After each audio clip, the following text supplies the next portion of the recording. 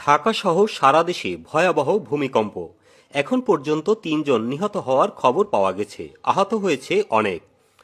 আজ বৃহস্পতিবার সকাল 10টা 38 মিনিটে ঢাকা সহ সারা দেশে শক্তিশালী ভূমিকম্প অনুভূত হয়েছে, যার রিক্টার স্কেলের মাত্রা ছিল 5.7।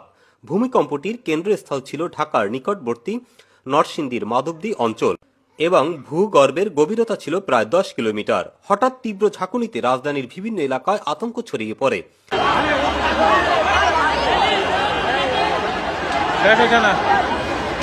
উচ্চ ভবনগুলো দুলে ওঠায় বাসা, অফিস ও ব্যবসা প্রতিষ্ঠান থেকে মানুষ দ্রুত বাইরে বেরিয়ে চলে আসে।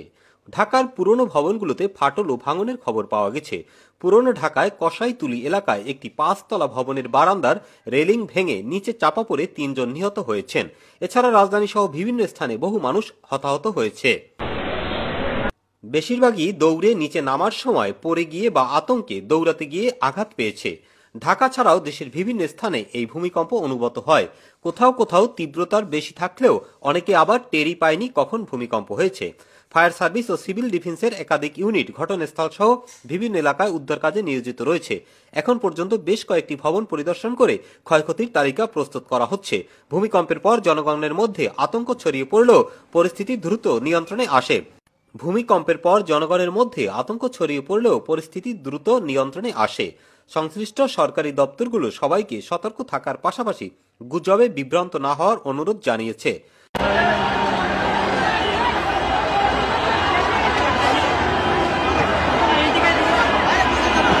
প্রশাসন জানিয়েছে সম্ভাব্য পরাঘাত বা আফটার শক পর্যবেক্ষণে বিশেষ দল কাজ করছে এবং যে কোনো জরুরি পরিস্থিতিতে সহায়তা দিতে হটলাইন খোলা হয়েছে।